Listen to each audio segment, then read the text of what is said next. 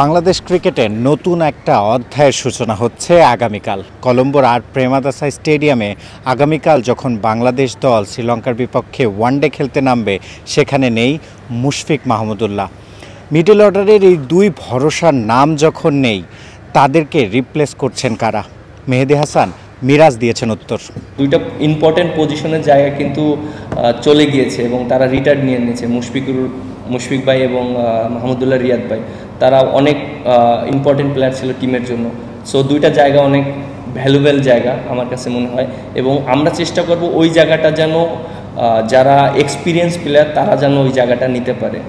As a captain হিসাবে আমার কাছে মনে হয় যে ওই দুইটা জায়গার একটা জায়গায় আমি ব্যাটিং করতে পারি, আর একটা জায়গায় হয়তো লিটন দাসকে খেলাতে পারি। কারণ আপনি দেখেন যে ওখান থেকে কিন্তু খেলাটাকে বানাতে হয়। সো আমার কাছে মনে হয় ওখানে যদি আমি একটা জুনিয়র প্লেয়ারকে দেই, সে কতটুকু প্রেশারটা রিলিজ করতে পারবে বা ওইভাবেই করতে পারবে, মেন্টালিটি রেডি হবে, এটা আমার কাছে একটু আরও সময় দিতে হবে। বাট ওই দায়িত্বটা যদি আমরা অ্যাজ এ সিনিয়র প্লেয়ার হিসেবে নিতে পারি এবং আমাদের ওই দায়িত্বটা নিতে হবে, সো আমার কাছে মনে হয় ওই জায়গাগুলো আমরা চিন্তা করছি এবং ব্যাটিং ওইভাবে আমরা ফোকাস দিচ্ছি। লিটন কুমার দাস, তিনি চ্যাম্পিয়ন্স ট্রফিতে বাংলাদেশ দলের স্কোয়াডেই ছিলেন না।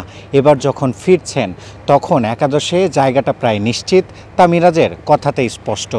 আজ অনুশীলনে লিটনকে দেখা গেল উইকেট কিপিং গ্লাভস হাতেও অনুশীলন করছেন। উইকেটের পেছনেও যে লিটন দাস দাঁড়াচ্ছেন সেটাও প্রায় স্পষ্ট। দেখেন, এই যে ক্যাপ্টেন্সির ইস্যু নিয়ে অনেক কথা হচ্ছে, অনেকে আমরা জানি যে এইটা নিয়ে অনেক বেশি ডিসকাস হচ্ছে, আর এটা আমাদের ভিতরে ওইরকম ম্যাটার করছে না।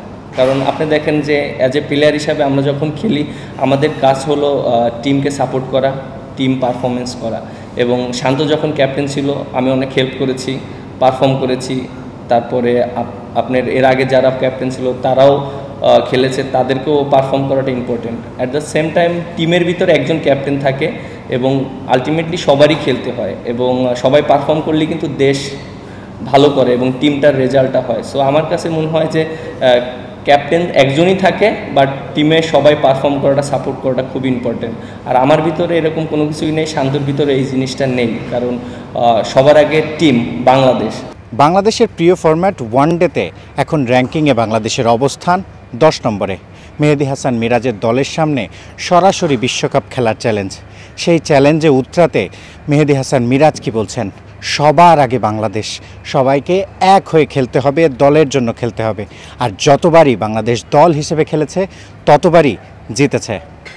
শিহাব হাসান খান, ক্রিকেট 97, কলম্বো, শ্রীলঙ্কা।